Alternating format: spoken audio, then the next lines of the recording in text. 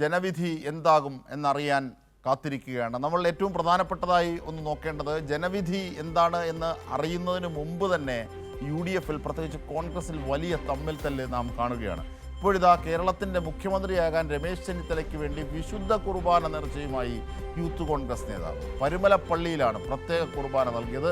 Youth Congress Pallippad മണ്ഡലം president Sijo കുഞ്ഞാണ്ടിയാണ് പള്ളിയിൽ പ്രത്യേക കുർബാന അർപ്പിച്ചത്. ഷാജഹാൻ വിവരങ്ങളുമായി ചേരുകയാണ്. ഷാജി, ഇത് ഏതെങ്കിലും ഒരു വ്യക്തിപരമായ പ്രാർത്ഥനയോ അല്ലെങ്കിൽ ചടങ്ങോ എന്നതിനപ്പുറത്തേക്ക് ഇതിലെ ഈ സങ്കല്പ കസേരയ്ക്കായുള്ള അടിപിടി കോൺഗ്രസിൽ രൂക്ഷമായി ഇപ്പോഴും തുടരുന്നു എന്നതിൻ്റെ വ്യക്തതയാണ്. എന്താണ് ഇപ്പോൾ ആലപ്പുഴയിൽ നിന്ന് നൽകാനാകുന്ന വിവരം? തീർച്ചയായിട്ടും അജിംഷാദ് സൂചിപ്പിച്ച പോലെ തന്നെ നമുക്കറിയാം, തെരഞ്ഞെടുപ്പിൽ സ്ഥാനാർത്ഥികളെ നിശ്ചയിക്കുമ്പോൾ തന്നെ ജയിച്ചു വന്നു കഴിഞ്ഞാൽ കൂടുതൽ MLA-മാർ ആരോടൊപ്പം ഉണ്ടാകും. അങ്ങനെയുള്ള സ്ഥാനാർത്ഥികളെ നിർത്തിക്കൊണ്ട് തന്നെയാണ് ഓരോ നേതാക്കളും, രമേശ് ചെന്നിത്തലയായാലും അതോടൊപ്പം തന്നെ KC വേണുഗോപാലായാലും VD സതീശനായാലും അവരൊക്കെ തന്നെ ശ്രമിച്ചത്. അങ്ങനെ വന്നാൽ മാത്രമേ തങ്ങൾക്ക് മുഖ്യമന്ത്രിയാകാൻ സാധിക്കുകയുള്ളൂ. അങ്ങനെ ജനങ്ങളുടെയും അതോടൊപ്പം തന്നെ സമുദായ നേതാക്കളുടെയും ഒക്കെ ഒരു പിന്തുണ ഉറപ്പുവരുത്തുന്നതിന് വേണ്ടി രമേശ് ചെന്നിത്തലയും KC വേണുഗോപാലും ഒക്കെ ശ്രമം നടത്തുമ്പോൾ നമുക്കറിയാം VD സതീശൻ പോയതാകട്ടെ ലീഗിന്റെ പിൻബലത്തോടുകൂടി മുഖ്യമന്ത്രിയാകുക എന്നുള്ളതാണ് കാര്യം. നമുക്കറിയാം ലീഗ് ഒരു പ്രധാന ഘടകകക്ഷിയാണ് UDF-ന്റെ.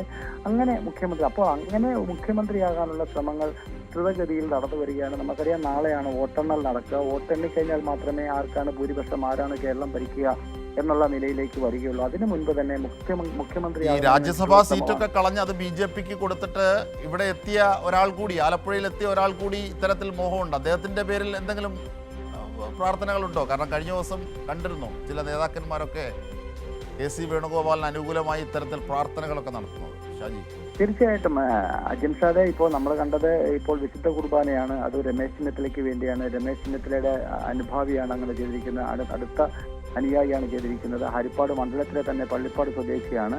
അപ്പോൾ സ്വാഭാവികമായിട്ടും ഇത്തരം പ്രാർത്ഥനകളിലൊക്കെ വലിയ വിശ്വാസമുള്ള ഒരു നേതാവാണ് രമേശ് ചെന്നിത്തല, നമുക്കറിയാം. അങ്ങനെ വരുമ്പോൾ ഇത് സ്വാഭാവികമായിട്ടും ആ ഒരു വ്യക്തിയുടെ മാത്രമായിരിക്കാൻ വഴിയില്ല. ഇത് സ്വാഭാവികമായിട്ടും രമേശ് ചെന്നിത്തല അടക്കമുള്ളവരുടെ അറിവോടുകൂടി തന്നെ ആവാനാണ് സാധ്യത. അതോടൊപ്പം തന്നെ നേരത്തെ സൂചിപ്പിച്ച പോലെ തന്നെ ആലപ്പുഴ മണ്ഡലത്തിലും സമാനമായ രീതിയിൽ ക്ഷേത്രങ്ങളിലും മറ്റും വഴിപാടുകളൊക്കെ കഴിഞ്ഞ ദിവസം നടന്നതായിട്ടുള്ള സൂചനകൾ നമുക്ക് ലഭിച്ചിരുന്നു. അതോടൊപ്പം തന്നെ ആലപ്പുഴ മണ്ഡലത്തിൽ തന്റെ വിശ്വസിനെ നിർത്തിക്കൊണ്ടും മത്സരിപ്പിക്കാൻ ഒരു ശ്രമം KC വേണുഗോപാലിന്റെ മാത്രമല്ല ഇതുപോലെ പ്രാർത്ഥനയും ഒക്കെയായി അനുയായികളുണ്ട്. പക്ഷേ ഹരിപ്പാട് കരുവാറ്റയിൽ ചില VD സതീശന്റെ ഫ്ലക്സുകൾ നശിപ്പിച്ചിട്ടുണ്ടല്ലോ, ആ സംഭവം എന്താണ്? അത് സ്വാഭാവികമായിട്ടും അത് ഇപ്പോൾ പറവൂർ മണ്ഡലത്തിൽ രമേശ് ചെന്നിത്തലയുടെ ഫ്ലക്സ് വെച്ച് കഴിഞ്ഞാൽ എന്തായിരിക്കും സ്ഥിതി എന്ന് നമുക്ക് ചിന്തിക്കാവുന്നതേ ഉള്ളൂ. സമാനമായ ഒരു സ്ഥിതിയാണ് നമുക്ക് ഹരിപ്പാടും കാണാൻ സാധിച്ചത്. കാര്യം ഹരിപ്പാട് മണ്ഡലം എന്ന് പറയുമ്പോൾ രമേശ് ചെന്നിത്തലയുടെ സ്വന്തം തട്ടകമാണ്.